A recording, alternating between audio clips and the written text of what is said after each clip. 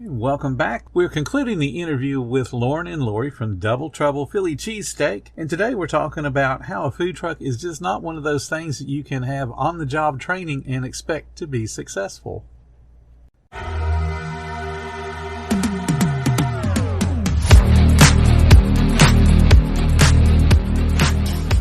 Welcome to the 10-Minute Food Truck Training Podcast. My name is Bill Moore. I am a food truck business coach, author of 5 food truck vending books, including Food Truck 101 and Food Truck 201. This podcast is all about helping you start and grow your food truck business. I was never really a runner. The way I see running is a gift, especially when you have stage 4 cancer. I'm Anne. I'm running the Boston Marathon, presented by Bank of America. I run for Dana-Farber Cancer Institute to give people like me a chance to thrive in life, even with cancer. Join Bank of America in helping Anne's cause. Give if you can at BofA.com/supportAnne. What would you like the power to do? References to charitable organizations is not an endorsement by Bank of America Corporation. Copyright 2025.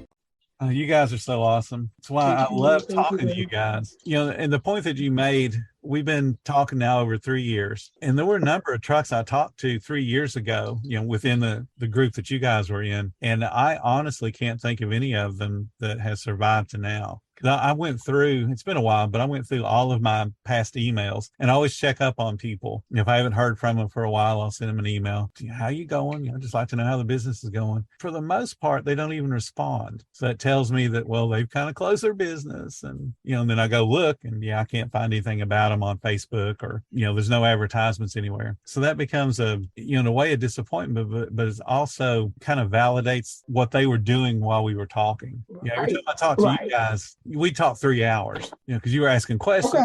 You were concerned about the business. Mm-hmm. A lot of the other folks that I talk to, it's a struggle to get them to ask anything. And it's even a bigger struggle to get them to do something. They'll say something like, well, I want to know if this location is going to be good for me. And I'll tell them exactly what to go to do and look, and then tell them, next time we talk, let's go over your notes. And then the next time we talk, they didn't even bother. So they didn't even take, they didn't even take the advice seriously enough to just go look. They're just pulling up an address out of their, out of Google Maps and going, yeah, I think it's a great website or a great place to go set up. Right. It's an address until you go and verify what kind of people are there. Your food may not even sell. Right. That's how we learn feeling. Bill, I think this is what I think, just from talking to people and getting to know people over this last couple of years. I think sometimes people are embarrassed that it didn't work. Some people feel really down when the business or whatever don't work. Maybe some people think, they don't want to ask a dumb question because they think, well, shoot, I got a food truck. I should know this, or I'm not going to ask this. And they maybe sit around and wait for somebody else to ask it. And so if I can even make this a separate insert or whatever, I would just encourage. I know I think we're talking about, getting off the truck, but everybody that I say now, I tell them to please go into that Facebook training group. I tell them, please don't buy a truck. I think people feel like because there's so many trucks out here that we're all making so much money that we're just swimming in it. Because if not, people wouldn't keep opening these food trucks. But the problem is people are getting the cart before the horse. And then if these trucks are parked and sitting somewhere in somebody's garage or on somebody's property, if they just do the research and do all the work before they go and drop their thousands of dollars into their food trailer, they will find that even if it took them 5 years to go open their food trailer to do it right, they will be a lot more successful than trying to do this as they go along. This is not one of those on-the-job training type of businesses. This is not a business I would even consider. And just for all those people that used to consider the food truck a side hustle, let me be the first to say, a food truck is not a side hustle. Why is it not a side hustle? It's not a side hustle because the overhead is too big for it to be a side hustle. A side hustle is when you can go and do something and the money is coming in and you can spend your money and you ain't got all this overhead and all this stuff to think about. You ain't got all these permits and all these laws that are governing your business. That's a side hustle. What we're doing is really not a side hustle. And I really implore and beg people to do the research, talk to you. If they got to talk to you 2 years before they even look at a food truck trailer, then do that.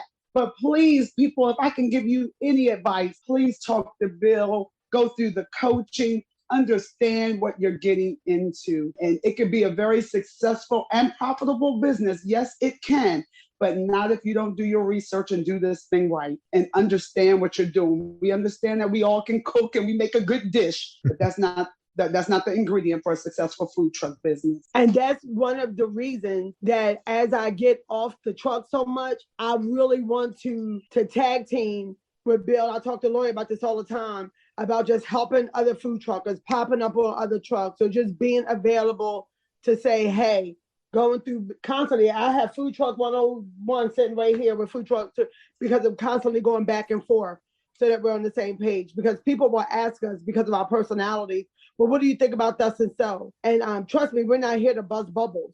Trust me. But we did just that. We got into this industry without knowing the industry. We got into this industry only knowing how to build a cheesesteak and what we like to eat. That's how we started. And because of it, it was very costly. We could have avoided a lot of things that I believe our business. Now, granted, some people believe in fate. You are where you're supposed to be at the time you're there. I get it. But believe you me, if you know better, you do better. And so that's important to me, to just be able to train. That's why I wanted to do the book club. That's why I wanted to, so that people would have this common ground to say, oh my God, one, if she could do it, anybody could do it. Or two, let me talk to her because I know she's going to tell us the truth. I know it's somebody that we could touch. People pop up on our truck or pop up to the truck that on food truck training to see if we're real, if we're real. So that's important. That's important to me as we move forward, to always go back and give back, just like Bill did with us, to pull us along. I like to go back and help people at different stages of where they are to move forward and be successful. You always have to depend upon somebody. There is no one out there that does it 100% on their own, whether they want to admit it or not, because somebody had to teach them how to cook. You don't just pick up a pan and go, I think I know how to use this. Someone taught you, whether it was mom or grandma or whoever. Right. So there's always been people help. It's just at some point when we turn into adults, we forget that it's okay to go ask people for help. Yeah.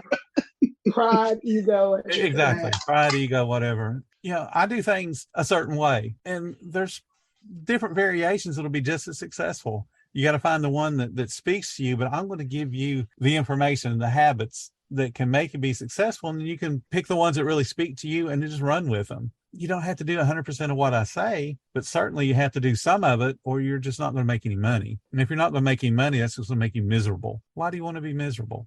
Right. Absolutely. Absolutely. Well, we've gone over our hour. You guys are awesome as always. Oh, thank you. Thank you, Bill. You are too. Thank you so much for listening to the 10-Minute Food Truck Training Podcast. If you're finding all the information helpful to your food truck business, please become a monthly supporter of the podcast. Just hit the support button or follow the link in the description. Every little bit does help keep us going. Join our Facebook group. It's called Food Truck Training. We have a whole bunch of awesome members at all different levels, from brand new beginners to decades-old veterans. They've all got your back when it comes to helping you with your food truck. And again, thank you for listening. Come back tomorrow because I got plenty more to say when it comes to helping you and your food truck business grow.